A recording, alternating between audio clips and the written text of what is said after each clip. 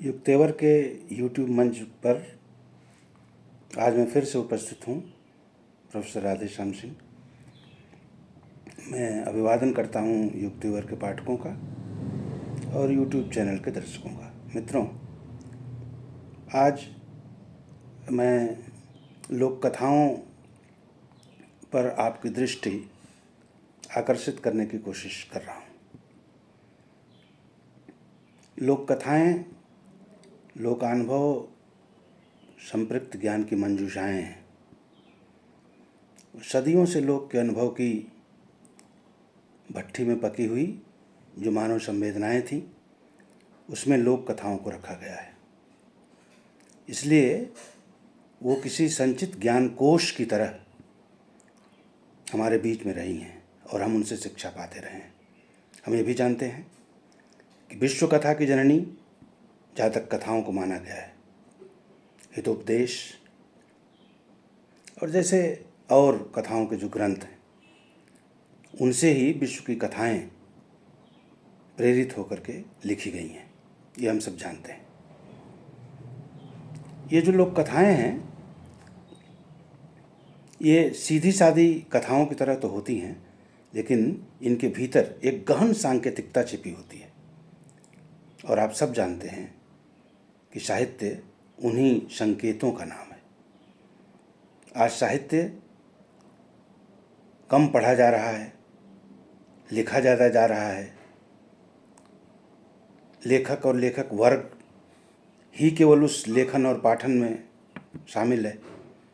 एक बुरी स्थिति है साहित्य की, और ये बुरी स्थिति जो आई है वो उसी लोकानुभव और लोक संपृक्तता से दूरी बनाने के कारण आई है, जहाँ तक मेरा मानना है।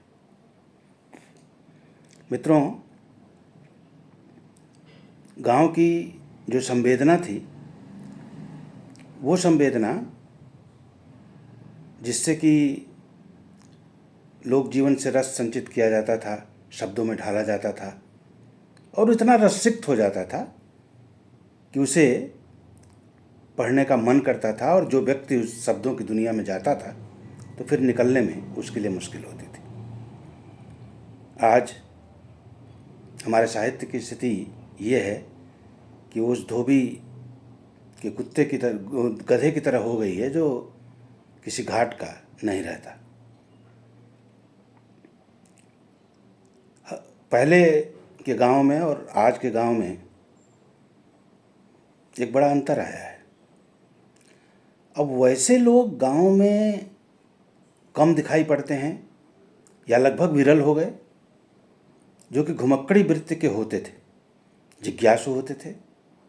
वो जाते थे दूसरे गांव में, दूसरे क्षेत्र की कथाओं को संचित करके अपनी स्मृति में ढाल कर रखते थे और अपनी स्थानीयता के अनुसार स्थानीय भाषा में वो अपनी बात कहते थे।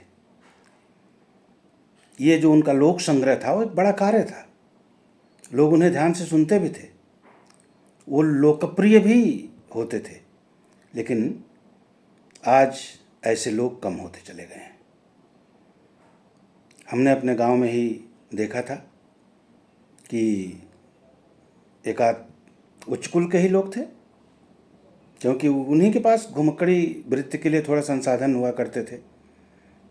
तो एक कथा वो बहुसी मूरत सिंह थे, वो कहते थे कि मनुष्यों को गंगा सागर जाते समय, ये लोक कथा है, मनुष्यों को गंगा सागर और गया जी जाते हुए सुन करके कुत्तों ने अपनी एक मीटिंग बुलाई कि मनुष्य तो गंगा सागर हो आते हैं, वो अपनी आत्मा को मोक्ष दे पाते हैं और फिर वो 84 लाख योनियों में से अब दूसरी चयनित योनियों में उनका अच्छा जन्म होता है, या फिर वो मनुष्य के जीवन में आते हैं।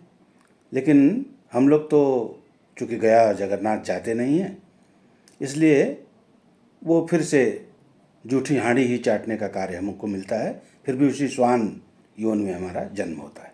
तो इससे मोक्ष कैसे पाया जाए? तो कुत्तों ने कहा कि चूँकि आपने ही ये प्रस्ताव रखा है, इसलिए हम सब चंदा करके आपको गया जगन्नाथ जाने के लिए निमंत्रित करते हैं और प्रस्तावित करते हैं कि आप जाएं। एक दिन खूब तैयारी हुई, कुत्ते के गले में माला डाली गई, गाजे बाजे के साथ कुत्तों ने उसे अपने गांव की सिवान तक छोड़ा।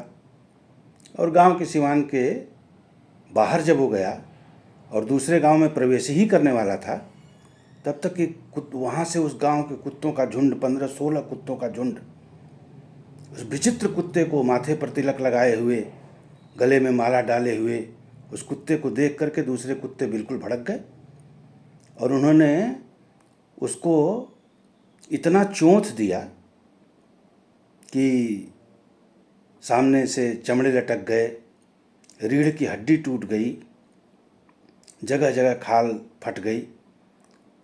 और वो वहीं से दूसरे ही गांव से, यानी जो पहला गांव था सिवान के बाद का, वहीं से फिर वो लौट पड़ा, अपने आगे के 2 पैरों पर चलता हुआ और पीठ घिसियाता हुआ धीरे धीरे धीरे 3-4 घंटे के भीतर वो अपने गांव में फिर से दाखिल हो गया। कुत्ते जुटे कि चाचा आ गए, चाचा आ गए, गया जगन्नाथ से आ गए। कुछ कुत्तों ने कहा कि अरे भैया, मनुष्य तो जाते हैं तो 1-1 महीने में आते हैं और ये कैसे जल्दी चले आए। पूछा गया कि चाचा इतनी जल्दी आप कैसे चले आए। तो उन्होंने कहा कि का करबा बचवा, बिरादरी का इतना तेज सपोर्ट मिल गल है कि जल्दी ये काम हो गल है और हम चले नहीं। यानी बिरादरी का इतना तेज सपोर्ट मिल गया कि जल्दी ही गया जगन्नाथ से हम वापस आ गए। मित्रों, आज की जो जातीय संस्कृत नहीं, जो जात की संस्कृत है और जो अपने बिरादरी की संस्कृति पनप रही है और जैसी चेतना पनप रही है, उसके लिए लोक कथा बड़ी ही मार्मिक और बड़ी सांकेतिकता भरी है कि केवल अनुकरण से कुछ होने वाला नहीं है, उसमें अपनी चेतना भी चाहिए, उसकी व्यवस्था चाहिए। नहीं तो बिरादरी ऐसा सपोर्ट कर देगी कि तुरंत गया जगन्नाथ होकर चले आएंगे आप। एक कथा और बताते थे, उन्हीं के मुंह से हमने सुना था कि बिल्लियाँ खा जाती थी चूहों को, तो चूहों ने भी अपनी एक मीटिंग बुलाई। भाई वही मनुष्यों के यहाँ तो एक व्यवस्था है, प्रधान चुना जाता है, मुखिया होता है, वो हर जो संकट की स्थिति होती है उसमें सबसे राय मशविरा करके काम करता है, तो मनुष्य बचे रहते हैं। लेकिन हमको तो रोज़ एक बिल्ली आती है, 2-4 चूहों को खा के चली जाती है, तो हम लोग कुछ करना चाहिए। फिर चूहों ने भी उसी से कहा कि भाई आपने प्रस्ताव किया है तो आप ही आज से सरदार रहिए हम लोगों की, आपको खाना पीना जुटा के हम लोग दिया करेंगे। और खाना पीना जुटा के देने का प्रबंध हुआ। बिल्ली आई, चूहों ने जो सोचा था कि ऊंचे टीले पर हमारे सरदार बैठे रहेंगे और चिक करेंगे, बस सारे चूहे बिल में घुस जाएंगे, वो सबसे बाद में जाएंगे। बिल्ली को आता दूर से देखकर उन्होंने दूसरे दिन अपनी सरदारी निभाई, ऊंचे टीले पर जाके बैठे। बिल्ली आता देखकर उन्होंने चिक किया और सारे चूहे बिल में घुस गए। तो सरदार की पहचान के लिए उनकी पूंछ में एक छोटी लकड़ी बांध दी गई थी। तो जब दौड़ के अंत में वो जाने लगे तो लकड़ी फंस गई बिल में, और बिल्ली ने अपने पंजे से उस पूंछ को इतना वो किया कि आधी पूंछ उनकी कट गई, लकड़ी और आधी पूंछ बाहर रह गई। आधी पूंछ के साथ प्रधान जी, सरदार जी भीतर गए। लोगों ने पूछा कि का हो प्रधानी, कैसन चलत थे। तो उन्होंने कहा कि और तो कुल ठीक बा बचवा, लेकिन यह पूंछ पर जरब आ जाता। तो मित्रों, अचानक प्रधानी का स्वांग करना, अचानक सरपंचई और सरदारपन दूसरे के अनुकरण में ले लेना महत्वपूर्ण नहीं है।